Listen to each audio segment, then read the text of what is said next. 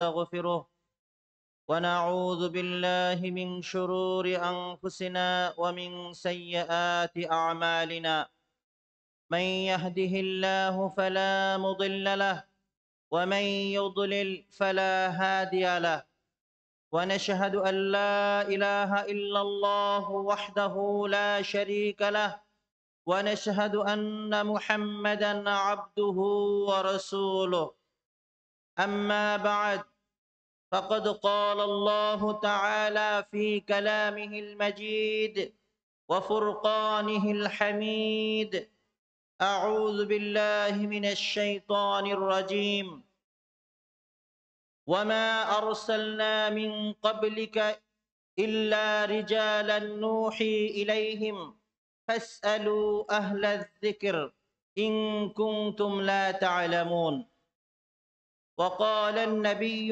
صلى الله عليه وسلم إذا مات الإنسان انقطع عنه عمله إلا من ثلاثة إلا من صدقة جارية أو علم ينتفع به أو ولد صالح يدعو له رواه مسلم আমরা একটু দরুদ শরীফ পড়ে নেই اللهم صل على محمد وعلى آل محمد كما صليت على إبراهيم وعلى آل إبراهيم إنك حميد مجيد اللهم بارك على محمد وعلى آل محمد كما باركت على إبراهيم وعلى آل إبراهيم إنك حميد مجيد আলহামদুলিল্লাহ ঝিনাইদহ আস-সুন্নাহ ট্রাস্ট কর্তৃক আয়োজিত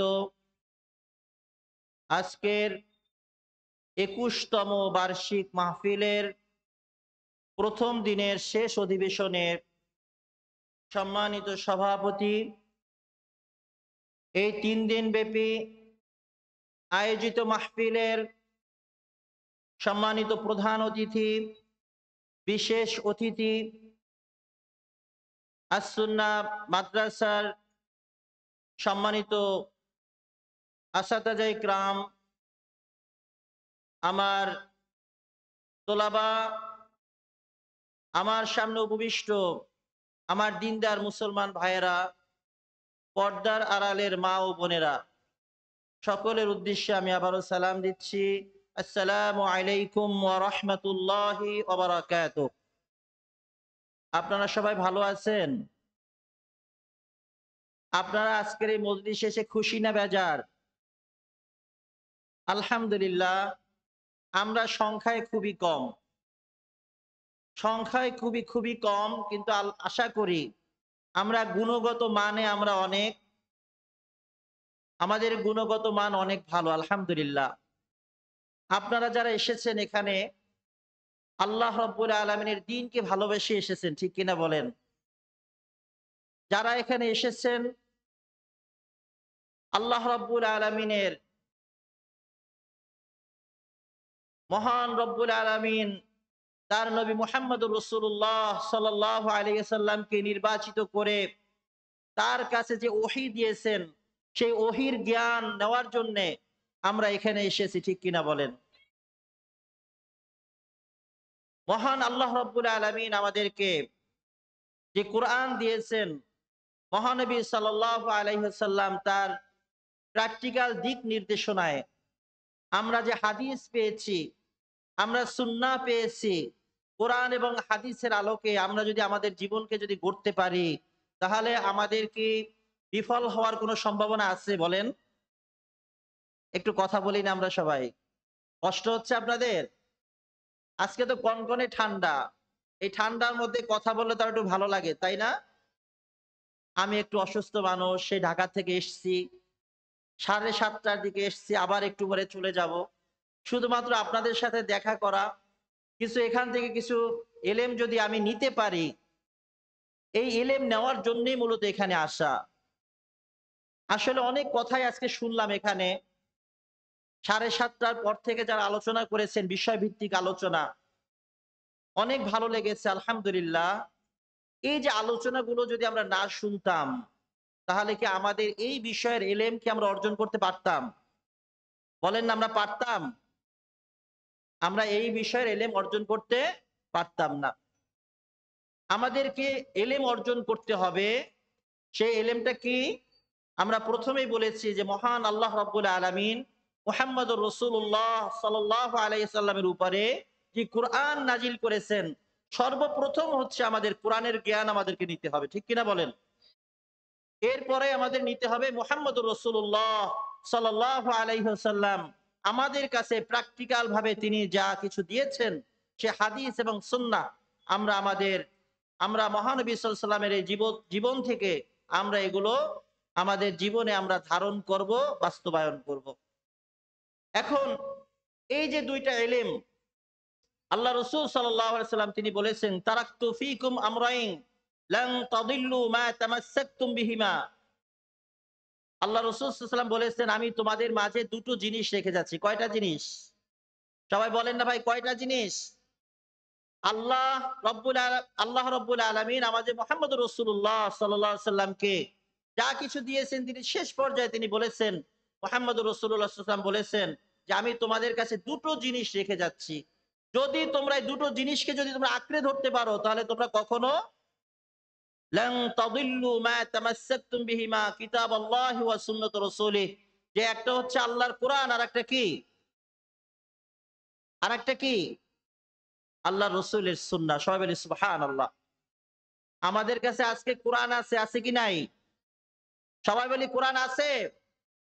এই কোরআন কোন পরিবর্তন ছাড়া, পরিবর্ধন ছাড়া, কোন ইনহিরাফ হয় নাই, এর মধ্যে কোন তাবদীল হয় নাই।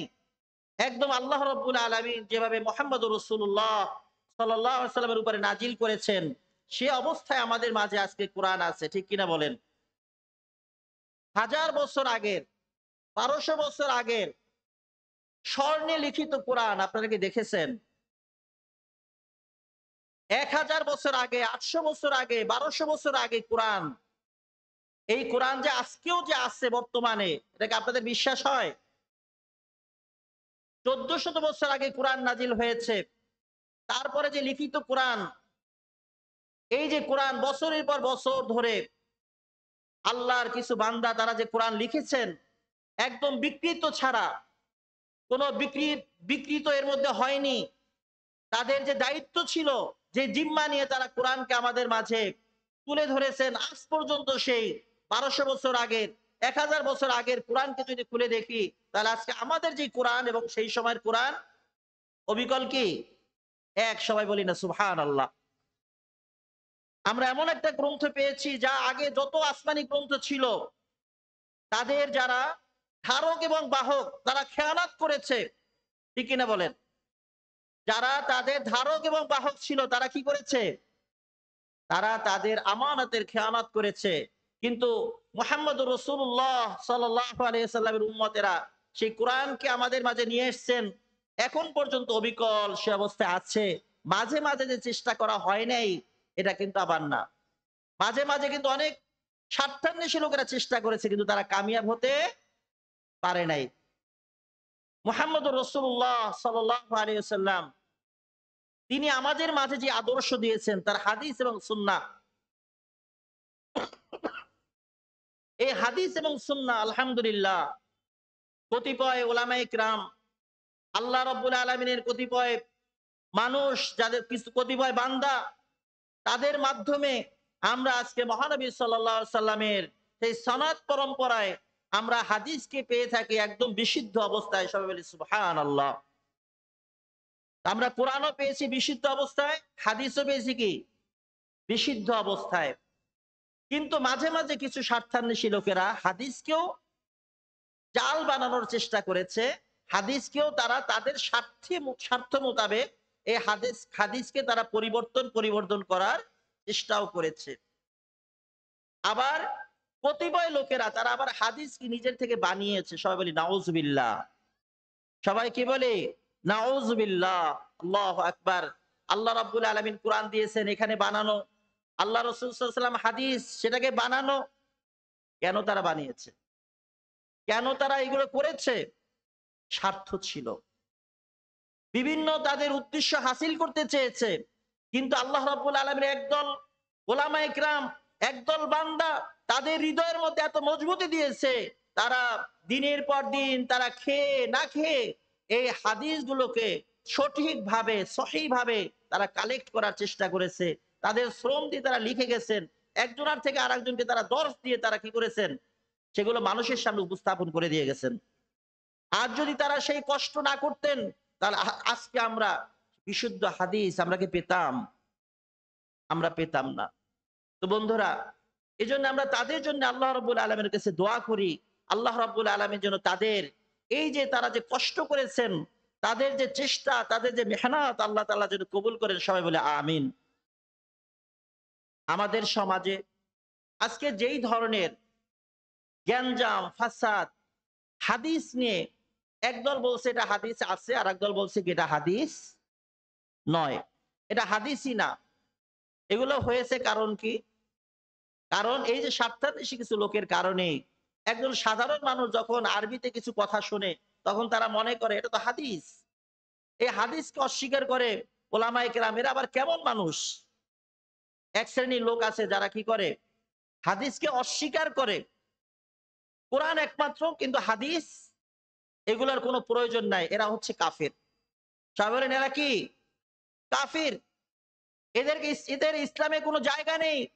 আল্লাহ রসুল সাল্লাল্লাহু সাল্লামের তার হাদিস এবং সুন্নাহ বাদ দিয়ে কেউ আল্লাহকে পেতে পারে না, কোরআনকে বুঝতে পারবে না। এজন্য কোরআন লাগবে এবং কি লাগবে? হাদিস লাগবে। কিন্তু হাদিসের যে প্রামাণ্যতা, এই প্রামাণ্যতাকে আমাদের সহিহ হাদিস যেগুলো আছে সেইগুলো যদি কেউ অস্বীকার করে, তাহলে কি হয়ে যাবে? কাফির হয়ে যাবে।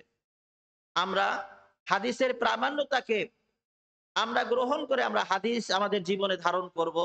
আমাদের সন্তান সন্ততি তাদেরকে আমরা কি করব? এই কোরআন এবং হাদিসের জ্ঞান আমরা দেওয়াবো ইনশাআল্লাহ। সবাই রাজি আছি তো? আমাদের চেয়ারম্যান মহোদয় তিনি বলে গেছেন, আমরা এলেম কোথা থেকে পাবো? আমরা কোরআন এবং হাদিস থেকে যে এলেম পাবো, কিন্তু সেটা আমরা কোরআন কি আমরা জানি সবাই? আমরা হাদিস কি সবাই পড়তে পারি? পারি না। এখন এটা আমরা কোথায় গেলে পাবো? আমাদেরকে প্রয়োজন হবে, আমাদের যারা আমরা বড় হয়ে গেছি তারা আমাদের কোরআন, যেগুলি অর্থ সহজে কোরআন আছে, আমরা যদি সেই কোরআনকে আমরা যদি সংগ্রহ করি, প্রতিটা দিন যদি আমি একটা একটা করে আয়াত যদি আমি তেলাওয়াত করি, অন্তত অনেক কাজ আছে আমি এতদিন কিছু করি নাই, কিন্তু অন্তত পবিত্র কোরআনের একটি আয়াত যদি আমরা তেলাওয়াত করতে পারি, তাহলে আপনি যদি প্রতি মাসে যদি একটি আয়াত তেলাওয়াত করেন একটি করে, তাহলে প্রতি মাসে কতটি আয়াত আপনার তেলাওয়াত হবে ভাই? কতটি আয়াত তেলাওয়াত হবে? সবাই একটু বলেন না। একদিনে যদি একটি আয়াত তেলাওয়াত করি, তাহলে এক মাসে কতটি আয়াত তেলাওয়াত করা হবে? হ্যাঁ, ২৯ বা ৩০টি আয়াত আমরা তেলাওয়াত করতে পারবো আলহামদুলিল্লাহ। আর এই একটি আয়াত তেলাওয়াত করা, একটু অর্থ সহ বুঝে পড়া, এটা কি বেশি কঠিন আমাদের জন্য ভাই? আমাদের জন্য বেশি কঠিন? আমাদের জন্য বেশি কঠিন না। আমরা যারা একটু বয়স্ক হয়ে গেছি, আমাদের যাদের একটু বয়স হয়েছে, আমরা একটু চেষ্টা করি মহান আল্লাহ রাব্বুল আলামিনের যে কোরআন, এই কোরআনের সাথে আমার হৃদয়টাকে আমি একটু সংযুক্ত করি। আমাদের ভাইয়ের এখানে আছেন আলহামদুলিল্লাহ। আমি দেখতে পাচ্ছি অনেক আছে তলিবুল ইলম ছাত্র। এদের অনেকেরই কোরআন মুখস্থ আলহামদুলিল্লাহ। বলেন না একটু আলহামদুলিল্লাহ। আমি এই সমস্ত শিক্ষার্থীদের পিতা মাতাকে আমি আল্লাহ রাব্বুল আলামিনের কাছে তাদের জন্য দোয়া করি, যে এই পিতামাতা এই সন্তানকে আজকের এই সমাজের বিশৃঙ্খল অবস্থায় তাদেরকে স্কুলে না দিয়ে, কলেজে না দিয়ে, তাদেরকে আল্লাহর কোরআন শিখানোর জন্য মাদ্রাসায় দিয়েছেন। এজন্য আমি আল্লাহ রাব্বুল আলামিনের কাছে দোয়া করি, আল্লাহ তাআলা তাদের সকলের হায়াতকে যেন আল্লাহ তাআলা দারাজ করে দেন, সবাই বলে আমিন। আল্লাহ তাআলা তাদের এই সন্তানের মাদ্রাসায় দেওয়ার ওসিলায় তারা যে কোরআন শিখবে, সে অনুযায়ী আমল করবে, পিতা মাতারাও তাদের মাধ্যমে তারা সংশোধন হতে পারবে, তারাও আস্তে আস্তে দ্বীনি ইলমকে তারা গ্রহণ করবে। এজন্য আমি তাদের পিতা মাতার জন্য দোয়া করি, আল্লাহ তাআলা তাদেরকেও যেন কবুল করেন, সবাই বলে আমিন। ভাইরা আমার, আজকে আমাদের কোরআনের জ্ঞান সবচেয়ে নির্ভুল জ্ঞান। আল্লাহ রাব্বুল আলামিনের পক্ষ থেকে এই কোরআন নাজিল হয়েছে, তাহলে আমরা এটাকে কি বলবো? ওহির জ্ঞান। কি বলবো? ওহির জ্ঞান। ওহির জ্ঞানের মধ্যে কি কোনো ত্রুটি আছে ভাই? ওহির জ্ঞান কোরআনের মধ্যে কি কোনো ত্রুটি আছে? নাই। একদম, যদি সবচেয়ে বিশুদ্ধ কোরআন, বিশুদ্ধ কিতাব যদি থেকে থাকে, তাহলে সেটা হচ্ছে কি? আল কুরআনুল কারীম। এই আল কুরআনুল কারীম আল্লাহ রাব্বুল আলামিনের পক্ষ থেকে আমাদের জন্য নিয়ামত, আমাদের জন্য গাইডলাইন, আমাদের জীবন কিভাবে পরিচালনা করব, এগুলি সব রয়েছে কোরআনের মধ্যে। আর আমাদের উচিত হবে আমাদের সন্তান সন্ততি যারা আছে তাদেরকে এই কোরআনের জ্ঞান আগে দেওয়া, ঠিক কিনা? আপনারা কি সবাই রাজি আছেন ভাই? আমি বেশি আলোচনা করব না, অল্প একটু আলোচনা করে সেরে দেব। আসলে আমার গলাও বেশি ভালো না অবস্থা। আমি যারা আপনাদের এইখানে যারা আছেন, আমি আপনাদের কাছে অনুরোধ করব, আশা করছি অনেক ভাইয়েরা তাদের সন্তানদেরকে মাদ্রাসায় দিয়েছেন আলহামদুলিল্লাহ। যারা মাদ্রাসায় দেন নাই, আমি তাদেরকে বিশেষভাবে অনুরোধ করব, আপনার সন্তানকে আপনি মাদ্রাসায় দেন, আপনি ঠকবেন না। আপনার সন্তানকে যদি আপনি মাদ্রাসায় দেন, আপনি ঠকবেন না। বরং আপনি হবেন সবচেয়ে বড় বুদ্ধিমান। সবাই বলে আলহামদুলিল্লাহ। আলহামদুলিল্লাহ। একটি মাদ্রাসার ছাত্র, সে যেমন ওহির জ্ঞান জানে, এরপরে সে মহানবী সাল্লাল্লাহু আলাইহি ওয়াসাল্লাম, মুহাম্মদুর রাসূলুল্লাহ সাল্লাল্লাহু আলাইহি ওয়াসাল্লামের হাদিস সেখান থেকে কিছু হলেও সে কিন্তু মুখস্থ করে তার জীবনে শেখে এবং সে বাস্তবায়ন করার চেষ্টা করে। একজন তালিবুল ইলম যখন সে কোরআন শেখে, হাদিস শেখে, শুধু এই কোরআন এবং হাদিস শিখে কিন্তু সিদ্ধান্ত হয় না। তার সাথে আরো কি শেখে? হ্যাঁ?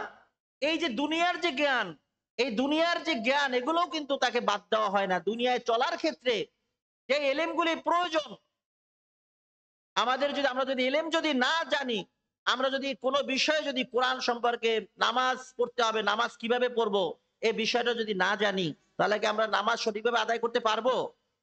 পারবো না।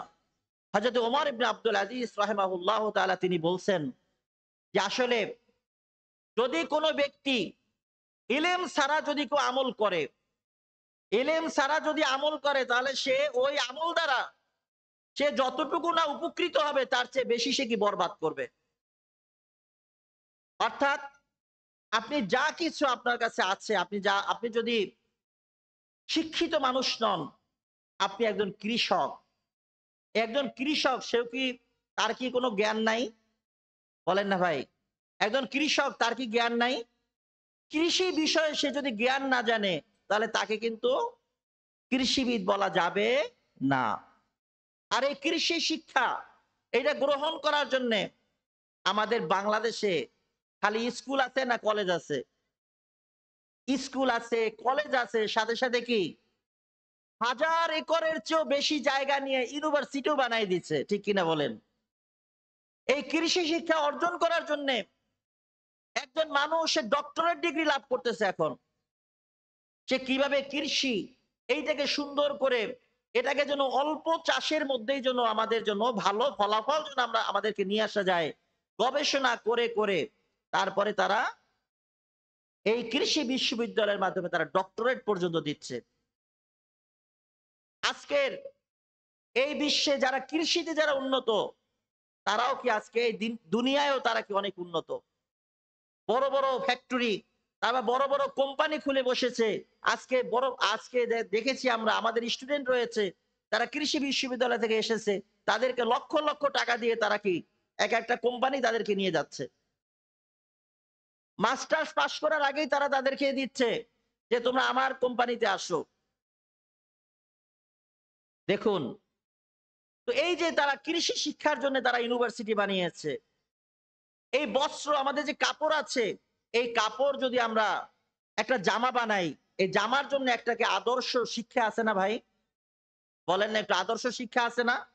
নাকি আপনি কাপড় নিয়ে আসলেন, বাজার থেকে কাপড় এনে আপনি ধরলেন, আর ধরে কাজ কাজ করে কেটে আপনি এখানে একটা সেলাই দিলেন, ওখানে একটা সেলাই দিলেন, দিয়ে একটা নিয়ে আসলেন।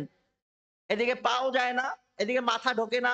এই জামা কাপড় দিয়ে কি আপনার কোনো কাজ হবে বলেন? কোনো কাজ হবে? কোনো কাজ হবে না। এটারও একটা কি আছে? আদর্শ শিক্ষা রয়েছে। আদর্শ আদর্শ রয়েছে যে এইভাবে এইভাবে কাটতে হবে, এইভাবে এইভাবে কাটতে হবে, এখানে একটু বড় করা যাবে না, ছোট করা যাবে না, এখান থেকে যেন অনেকজন উঁচু করে না যায় অথবা যেন টাইট না হয়, বিভিন্ন ভাবে এখানের একটা শিক্ষা আছে।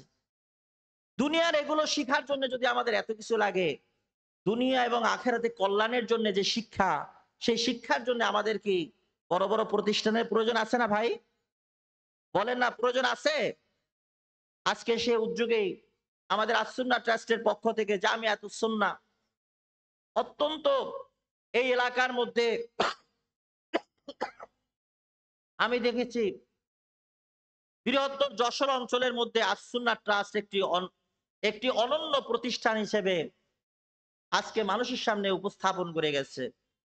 আপনারা আজকে কিছু প্রদর্শনী দেখেছেন, আপনারা কি দেখেছেন? আপনারা ২ একজন দেখেছেন? এত সুন্দর প্রদর্শনী, তারা বিভিন্ন বিষয়ে তারা প্রদর্শনী করেছে। আগামীকালকে আবার প্রদর্শনী আছে। তার পরের দিনও প্রদর্শনী আছে। এই শিক্ষার্থীরা কত কষ্ট করে তারা যা কিছু করছে উপস্থাপন করা হবে আলহামদুলিল্লাহ। তো এগুলো আসলে তারা যা কিছু শিখছে, কোরআন শিখছে, হাদিস শিখছে, আবার দুনিয়ার বাংলা, অঙ্ক, ইংরেজি, আপনি মাদ্রাসার ছাত্রদের হাতের লেখার আপনি দেখেন বাংলা হাতের লেখা কত সুন্দর। বাংলা হাতের লেখা কত সুন্দর, ইংরেজি হাতের লেখা কত সুন্দর। এই নুরানী মাদ্রাসায় যারা পড়তেছে তাদের লেখাগুলো কত সুন্দর আপনারা একটু দেখেন। ভাইরা, আমি আপনাদেরকে যেই কথাটা বলছি তা হচ্ছে এই ইলম অর্জন আমাদের কিন্তু খুবই দরকার। এজন্য আমাদেরকে আস-সুন্নাহ ট্রাস্টের পক্ষ থেকে আমাদেরকে জামিয়াতুস সুন্নাহ আমাদেরকে যে শিক্ষার্থীদেরকে উপহার দিচ্ছে, আজকে এই মাহফিল কিন্তু ৩ দিন হওয়ার কথা ছিল না। ২ দিন হবে। আজকে কিন্তু একটা দিন বাড়ানো হয়েছে শিক্ষার্থীরা যেন সময় পায়। আজকে আমাদের জামিয়াতুস সুন্নাহর অনেক শিক্ষার্থী রয়েছে যারা অনেক সুন্দর আলোচনা করতে পারে। তাদেরকে যেন এভাবে যেন একটু ফ্লোর দেওয়া হয়। ওরা যেন এখান থেকে যেন শিখতে পারে। এজন্য কিন্তু বাহির থেকে বড়, বড় আলেম না নিয়ে এসে আমাদের যারা শিক্ষার্থী রয়েছে তারা কিন্তু যেন এখান থেকে শিখতে পারে। এজন্যও কিন্তু কিছুটা আপনারা দেখছেন এবার যেকোনো কারণেই হোক বড়, বড় আলেম নেই। আলহামদুলিল্লাহ আমাদের যারা নিজস্ব আলেমরা রয়েছে এরাও কিন্তু এক একজন তারকা। আলহামদুলিল্লাহ। বাহিরে তারা কিন্তু এক একজন তারকা। তারাও কিন্তু আজকে আলোচনা করেছে। আমাদের ওস্তাদরা আলোচনা করেছেন। আলহামদুলিল্লাহ অনেক সুন্দর, সুন্দর আলোচনা করেছেন।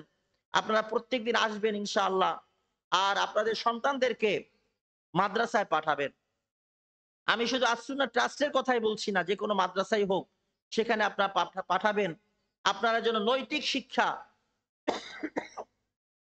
কোরআন এবং হাদিসের উপরে নৈতিক শিক্ষা আছে কিছু ভাই? আপনাদের আমাদের এলাকায় এখন অবস্থা হয়েছে এমন, সন্তানেরা ধরে বাপকে মাইরা ফেলে। আপনাদের এলাকায় তো নাই, তাই না? আপনাদের এলাকায় তো নাই। সন্তান ধরে বাবাকে মেরে ফেলতেছে। হায়, হায়! এ কি এমন অবস্থা? আবার বাবা তার সন্তানকে মেরে ফেলতেছে। এত আদরের সন্তান, এত কলিজার টুকরা, সেই সন্তানকে মেরে ফেলতেছে। আমাদের সংস্কৃতি কোথায় গেছে ভাইয়েরা? আজকে একটু আগে আমার আগে এই আস-সুন্নাহ ট্রাস্ট জামিয়াতুস সুন্নাহ যে শিক্ষার্থী সে যে আজকের অপসংস্কৃতির কথা বলে গিয়েছে। এই অপসংস্কৃতি আমাদেরকে আমাদের রন্ধ্রে, রন্ধ্রে এমনভাবে ঢুকে গেছে, আজকে আমরা আমার সন্তান হয়ে বাবাকে আমরা বিশ্বাস করতে পারছি না। বাবা হয়ে সন্তানকে বিশ্বাস করতে পারছি না।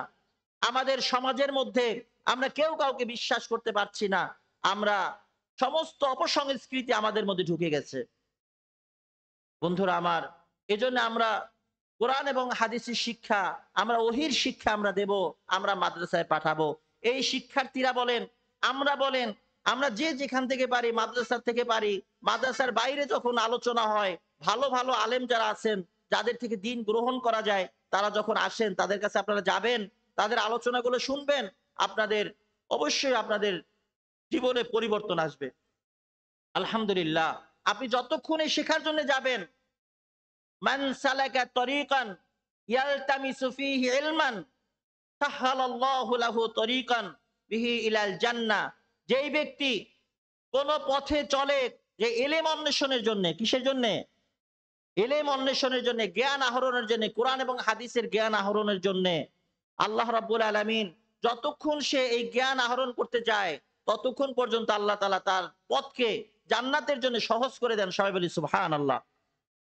অন্য হাদিসের মধ্যে রয়েছে, যেই ব্যক্তি এলেম অন্বেষণের জন্য যায়, যতক্ষণ পর্যন্ত সে ফিরে না আসে ততক্ষণ পর্যন্ত সে আল্লাহর রাস্তায় জিহাদের পথে থাকে। সবাই বলে সুবহানাল্লাহ। আল্লাহ তাআলা তাকে জিহাদের সওয়াব দান করবেন। আর আমাদের যা কিছু প্রয়োজন হয় আমরা কি করব? আমরা যেই সমস্ত মানুষেরা জানে আমরা তাদের কাছে আমরা জিজ্ঞেস করব। ফাসআলু আহলা যিকর ইন কুনতুম লা তা'লামুন। যদি তোমরা কোন জিনিস যদি না জানো তাহলে তোমরা কি করবে? ফাসআলু আহলা যিকির। আহলা যিকির হচ্ছে আহলুল ইলম। যারা কোরআন এবং হাদিসের যারা জ্ঞান রাখেন তাদের কাছে আমরা কি করব? তাদের কাছে আমরা যাব। যেকোনো একটা মাসালার প্রয়োজন হলে, যেকোনো একটা কিছুর প্রয়োজন হলে আমরা তাদের কাছে গিয়ে জিজ্ঞেস করব। আমরা কোনো কিছু জিজ্ঞেস করতে আলেমদের কাছে যেতে আমরা কোনো লজ্জাবোধ করব না। ঠিক আছে ভাই? আমাদের কোনো লজ্জাবোধ করলে চলবে না। বরং আমাদের নিজ দায়িত্বে কিন্তু আমাদের যেতে হবে তাদের কাছে। যে হুজুর এইটা কি হবে? হুজুর এইটা কি হবে? তো আবার সব আলেমের কাছে যাবেন না। আমি নিষেধ করছি না সব আলেমদের কাছে যেতে। বরং যারা আসলে কুরআন হাদিস ভালো জানেন তাদের কাছে যাবেন, যারা সঠিক জ্ঞান দিতে পারেন। যারা অনেক আছে আমাদের সমাজে এখন। মোবাইলের মধ্যে ভাইরাল, কোরআন হাদিসের কিছুই জানে না। শিরকে ভরা, বিদআতে ভরা এমন লোক যখন মোবাইলে মানে যখন তারা যখন বক্তৃতা দেয় তাদের কথাগুলো সম্পূর্ণ কোরআন এবং হাদিসের বাইরে। এই সমস্ত মানুষের থেকে যদি আপনি যদি দিন গ্রহণ করেন তাহলে আপনি কি হয়ে যাবেন? আপনি আপনার অজান্তেই আপনি শিরকের মধ্যে আপনি লিপ্ত হয়ে যাবেন। আপনি বেদাতের মধ্যে লিপ্ত হয়ে যাবেন। এজন্য বন্ধুরা আলেম নির্বাচন করা কিন্তু আপনাদের জন্য খুবই জরুরি। যে আমরা কোরআন এবং হাদিসের আমাদের ওস্তাদ ডক্টর আব্দুল্লাহ জাহাঙ্গীর রাহিমাহুল্লাহ তাআলা তিনি বলতেন যে আসলে আমরা আমাদের আমাদের কাছে আমাদের দিনটা হয়ে গেছে আলু পটলের চেয়েও কি সস্তা। আমরা যখন বাজারে যাই আলু পটলটা যখন কিনি তখন আমরা কি করি? আমরা একটু বেছে বেছে কিনি। কোন আলুটা নষ্ট এটা কি দিলেই কি আপনি নিয়ে নিবেন? কি ভাই আপনি কি নিয়ে নিবেন? আপনি বলবেন, "এই মিয়া তুমি আমার এই আলুটা দিছো কেন? এটা তো নষ্ট আলু।" আপনি নিজেই কিন্তু বলবেন যে, "নষ্ট আলু দিও না। এই নষ্ট পটলটা দিও না, নষ্ট মাছটা দিও না।" আপনি কিন্তু সাথে, সাথে আপনি কিন্তু রিঅ্যাক্ট করবেন, রিজেক্ট করবেন। আপনি এগুলো রেখে আপনি ভালোটা নিয়ে আসার চেষ্টা করবেন। এখন এজন্যে আপনারা কোরআন এবং হাদিসের জ্ঞান যেকোনো কারো কাছ থেকে নিলে দেখবেন যে একসময় আপনার এলেম আপনার যা জানতে গেছেন আপনার এটাই কিন্তু নষ্ট হয়ে যাবে। আপনি শিরকের মধ্যে লিপ্ত হয়ে যাচ্ছেন, আপনি বেদাতের মধ্যে লিপ্ত হয়ে যাচ্ছেন, আপনি কুফুরের মধ্যে লিপ্ত হয়ে যাচ্ছেন। আমাদের সমাজে এক শ্রেণীর লোক আছে, তারা পাগল সেজে বসে আছে। আছে কিনা বলেন? অমুক পাগল, তমুক পাগল। তাদের দরবারে আবার বড়, বড় বাৎসরিক ওরস হয়। আপনাদের এদিকে হয় কিনা আমি জানি না। আপনাদের এদিকে আছে নাকি এমন? হ্যাঁ? বড়, বড় ওরস হয়। সেখানে গরু, ছাগল এক ভইরে, ভইরে রান্না হয়। ছেলে, মেয়ে, নারী, পুরুষ তারা সবাই এক জায়গায় যেয়ে তারপর তারা খানা খায়। নামাজ নাই, কালাম নাই। শিরকি যত কথা আছে সেই সমস্ত কথা দিয়ে তারা মানে গল্প বানিয়ে, বানিয়ে তারা সেগুলি বলে আর মানুষ কি কত সুন্দর আনন্দে তাদের বাসায় যায় এটা দিয়ে আসে, ওটা দিয়ে আসে, সেইগুলি খাওয়ায়, টাকা দেয়, পয়সা দেয়। খেয়ে, খেয়ে কি করতেছে? তারা আরো মানুষকে আরো শিরকি কথা বলতেছে, শিরকির দিকে আরো ধাবিত করতেছে। তো বন্ধুরা আমার এজন্য যেকোনো জায়গায় কিন্তু যাওয়া যাবে না। বিভিন্ন কথা বলে, বলে আপনি তো আসলে কোরআন ভালো করে জানেন না, হাদিসও ভালো করে জানেন না। একটা কথা বলবে, সেই কথা দিয়ে আপনাকে আটকাই দিবে। বলবে যে অনেক কিছু জানে মনে হয় লোকটা। অথচ নামাজ নাই, কালাম নাই। যেই লোকটা নামাজ পড়ে না, আপনি যদি দেখেন একটা লোক নামাজ পড়তেছে না ৫ ওয়াক্ত নামাজ, ফরজ নামাজ, যে পর্দা করতেছে না, এই লোকটাকে আপনি যতক্ষণ আপনি তার কাছে গিয়ে যত ভালো কথাই শোনেন না কেন, আপনি কি তার কাছে যাইতে পারবেন? তার কাছে যাওয়া কি আপনার জন্য সমীচীন হবে? তাকে আমাদের কি করতে হবে? তাকে আমাদের সমাজে স্থান দেয়া যাবে না। এই সমস্ত লোকেরা আমাদের ভোলা ভালা ভাইদেরকে বা মায়েদেরকে তারা নিয়ে তারা কি করবে? তাদের মাথাটাকে নষ্ট করে ফেলবে। তারা শিরিক এবং বেদাতের দিকে তারা নিমজ্জিত করবে। এজন্য এই ধরনের যদি কেউ স্থান গাড়তে চায়, আগের থেকেই ১ম থেকে আপনারা কি করবেন? সমাজে ভালোভাবে তাদেরকে এখানে যেন কোনো আস্তানা গাড়তে না পারে সে ব্যবস্থা করবেন। আমি দেখেছি আমাদের এলাকায় ১ম দিকে তারা একটু আসে। একজন ভালো একজন আল্লাহর ওলি মানুষ। একজন মারা গেছেন, তাকে নিয়ে একটু কি হয়েছে, দোয়া হয়েছে, কবর দেওয়া হয়েছে। এখন সেইখানে মানুষেরা কি দেয়, মোমবাতি দেয়, সেখানে গিয়ে তারা আগরবাতি দেয়, সেখানে গিয়ে দেখে দিনে দুপুরে তারা গিয়ে মাথা নত করে সেজদা দেয়। এখন যদি কোনো আলেম যদি বলে, এই তুমি সেজদা দিচ্ছ কেন, তখন তারা বলে কি, তোমরা কি জানো, যে আলেম সে কিছু জানে না। আলেমকে তারা এখন ধমকায়, আলেমের নামে কেস করে। এখন তারা বড় একটাই হয়ে গেছে, ওখানে গিয়ে মানুষ সেজদা করে, মানুষ মান্নত করে। সবাই বলে নাউজুবিল্লাহ। এই জন্য প্রথম থেকে আপনারা কি করবেন, যদি এমন হয়, আপনারা সবাই মিলে মিশে সুন্দর করে, কারোর সাথে ঝগড়ায় যাওয়ার দরকার নাই, মারামারির দরকার নাই। প্রশাসনকে সাথে নিয়ে এই ধরনের ভণ্ডদেরকে আশ্রয় দিবেন না। আমাদের ইমান লোটার জন্য বিভিন্ন সময় বিভিন্ন মানুষ এসে, বিভিন্ন দল এসে তারা আপনাদের পাশে যাবে। ইসাই জামাত বিশেষ করে একটা, আপনারা তো নাম শুনছেন তাই না? হযরত ঈসা আলাইহিস সালাতু ওয়াস সালামের নাম ধরে আমরা ঈসা আলাইহিস সালাতু ওয়াস সালামকে কি আমরা সম্মান করি না আমরা অসম্মান করি? সবাই বলি সম্মান করি না অসম্মান করি? হযরত ঈসা আলাইহিস সালাতু ওয়াস সালাম, হযরত মূসা আলাইহিস সালাতু ওয়াস সালাম, তারা তারা ছিলেন নবী, তারা ছিলেন রাসূল। আমরা তাদের সবাইকে আমরা কি করি? আমরা সম্মান করি। এক শ্রেণীর লোক তারা কি করবে? তাদের নাম নিয়ে আপনাকে এমন ভাবে কোরআন এবং হাদিসের কথা দিয়ে, ওই কোরআনের মধ্যে যে ঈসা আলাইহিস সালাতু ওয়াস সালামকে যে পবিত্র বলা হয়েছে, তাকে যে রূহ বলা হয়েছে, এই কথাগুলো দিয়ে দিয়ে আস্তে আস্তে আপনাকে কি করবে? মোটিভেট করবে, আপনাকে খাওন দিবে। সন্ধ্যার পরে দেখবেন যে একটু ওখানে বসবে, বসে ভালো ভালো খাবার দিবে। আপনি আস্তে আস্তে কিছু টাকা দিবে। আস্তে আস্তে আপনি কি হয়ে যাবেন? মনে করবেন যে এ তো ভালো। একদিন একদিন ২ দিন যেতে যেতে এখন আপনি পুরা কিন্তু ওদের মতো হয়ে গেলেন। আপনার ইমানটা কিন্তু ওরা কি করলো? ডাকাতি করে নিয়ে গেল, খালি চুরিই না। আপনার ইমান শেষ। সেজন্য বন্ধুরা আমার, যদি এমন কিছু দেখেন তাহলে সমাজের যারা ভালো আছে, আলেম যারা আছে তাদেরকে জানাবেন।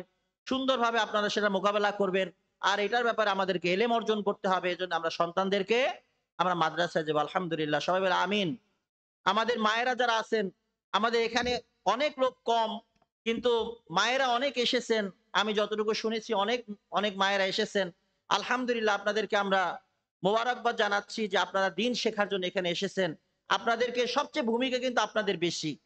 আমাদের পুরুষ মানুষের চেয়েও সন্তানদেরকে বড় করা, লালন পালন করা, এজন্য প্যারেন্টিং এর জন্য কারা বেশি এগিয়ে বলেন তো? আমাদের মায়েরা, তাই না বলেন? আমাদের মা বোনেরা, তারা আমাদের সন্তান সন্ততি নিয়ে তারা যে কষ্টটা করে, তারা আসলে প্রাথমিক যে শিক্ষা, তারাই তো নিজের একটা কি স্কুল, তারাই একটা কলেজ। আমার মায়েরা, আমার বোনেরা, তারা হচ্ছে একটা ইউনিভার্সিটি। আল্লাহু আকবার। তো আমাদের এই মায়েরা যদি ভালো হয়, আমাদের সমাজ ভালো হবে, সন্তান সন্ততি ভালো হবে। আমরা তাদের জন্য দোয়া করি। আমাদের আমাদের সমাজের মায়েরা যদি, মায়েদেরকে আল্লাহ তাআলা কোরআন এবং হাদিসের জ্ঞান তারা যেন শিক্ষা অর্জন করতে পারে, আল্লাহ তাআলা তৌফিক দান করুন, সবাই বলে আমিন। আমাদের মায়েরা তাদের কলিজার সন্তানকে তাদের নিজেরা না খেয়ে তারপর তারা কিন্তু এই সন্তানদের পিছনে তারা শ্রম দিচ্ছেন। সন্তানদেরকে লালন পালনের জন্য তারা শ্রম দিচ্ছেন। আলহামদুলিল্লাহ, আল্লাহ রাব্বুল আলামিন তাদের এই সন্তানদেরকেও যেন আল্লাহ তাআলা কবুল করেন, সবাই বলে আমিন। আমি আপনাদেরকে আসলে কষ্ট দিয়ে ফেললাম। আসলে আমাদের জন্য দোয়া করবেন। আমাদের এলেমের ঘাটতি আছে। আল্লাহ তাআলা আমাদের জন্য এলেমকে যেন বৃদ্ধি করে দেন। সে অনুযায়ী আমল করার জন্য তৌফিক দান করেন। আপনারা দোয়া করবেন ডক্টর খন্দকার আব্দুল্লাহ জাহাঙ্গীর রাহিমাহুল্লাহ তাআলার জন্যে। আল্লাহ তাআলা যেন তার যে এই প্রতিষ্ঠান, এই প্রতিষ্ঠানকে যেন আল্লাহ তাআলা যেন কবুল করেন দ্বীনের জন্য, সবাই বলে আমিন। এখানে তার সন্তান রয়েছেন আমাদের শায়েখ ওসামা খন্দকার। একটা বড় মসজিদ আপনারা দেখেন, এত বড় মসজিদ আমাদের আশেপাশে মনে হয় নাই, আমার তো মনে হয়। এত সুন্দর দৃষ্টিনন্দন যে মসজিদ করেছেন, আলহামদুলিল্লাহ, অনেক কষ্ট করেছেন শায়েখ ওসামা খন্দকার। তার দীর্বল আল্লাহ তাআলা যেন তাকে যেন আরো বাড়িয়ে দেন, সবাই বলে আমিন। কোরআন এবং হাদিসের উপরে, সুন্নাহর উপরে চলার মতো তৌফিক দান করেন, সবাই বলে আমিন। আল্লাহ তাআলা আমাদের এই মাদ্রাসার যারা আসাতিজা ইকরাম রয়েছেন, আমরা তাদের জন্য যেন দোয়া করি, আল্লাহ তাআলা যেন কবুল করে নেন। আমি আমি একটা হাদিস বলেছিলাম, আসলে এটা শেষ করতে পারি নাই, যে মানুষ যখন মারা যায়, এটা আপনারা সব জায়গায় শুনছেন। মানুষ যখন মারা যায় তখন কি হয়? ইদা মাতাল ইনসানু ইনকাতা আনহু আমালু। তার সমস্ত আমল কি হয়ে যায়? শেষ হয়ে যায়, তাই না? সবকিছু শেষ হয়ে যায়। কিন্তু কয়টা জিনিস থাকে? ইল্লা মিন সালাসাতিন, তিনটা জিনিস থাকে। কি হবে?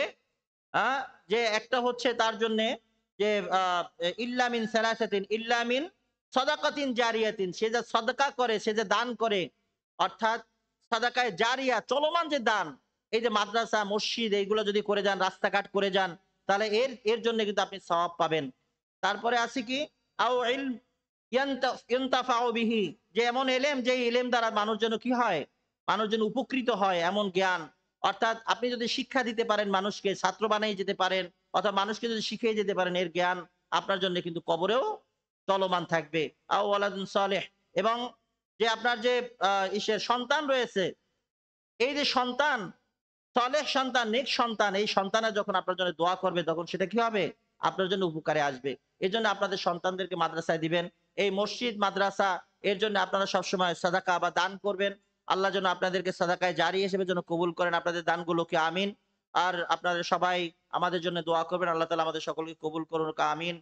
সুবহানাকাল্লাহুম্মা বিহামদিকা আশহাদু আল্লা ইলাহা ইল্লা আনতা।